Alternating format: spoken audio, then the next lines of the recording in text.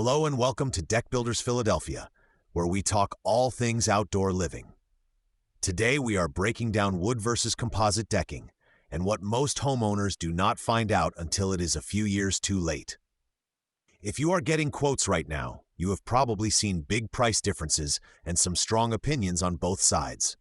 Our goal is to help you see what life with each material really looks like once the crews are gone, and it is just you, your deck, and the weather. Let's start with pressure-treated wood. It is usually the most affordable option on day one, and it is still a good material when it is used and maintained correctly. Fresh wood can look great when it is first installed, but it moves, shrinks, and checks as it dries out. After the first year or two, you start to see cracks, raised grain, and in some cases splinters on the surface. To keep it safe and sharp, you need to clean it and apply stain or sealer on a regular schedule, especially in a climate with sun, snow, and rain like we have here. If the deck is close to the ground, shaded, or near planting beds, wood can also stay damp longer. That is where rot risk goes up, especially at board ends and around fasteners.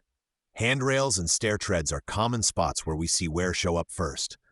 None of this means wood is a bad choice, but it does mean you are trading a lower material cost for more ongoing work. If you already know you are not the type to stay on top of staining and repair, you need to keep that in mind before choosing wood just to save on the initial price. Now let's talk about composite decking. Composite boards are made to handle moisture and daily use without the same level of ongoing treatment. Brands like TimberTech design their boards with protective caps that resist fading, staining, and surface wear. You still need to keep the deck clean, but you are not sanding, staining, or sealing every couple of years. For many homeowners, especially on larger decks, that time savings is a big part of the value. Composite is heavier and behaves differently than wood, so the framing underneath has to be built correctly. Joist spacing, blocking, and fastener choice all matter more, and you want a builder who has installed a lot of composite decks, not just a few. Done right, a composite deck can stay consistent in color and feel underfoot for many years, even in high-traffic zones like the path from a back door to an outdoor kitchen or grill station. Done wrong, you can end up with bounce, noise, or water holding in the wrong places. Cost is where most homeowners focus first, but long-term cost is where the real story is. A wood deck may be cheaper up front, but if you add in stain, sealer, and repair work over 10 or 15 years, that gap can narrow a lot. Composite decking costs more on day one, but with less upkeep, it often evens out and can even pull ahead over the life of the deck.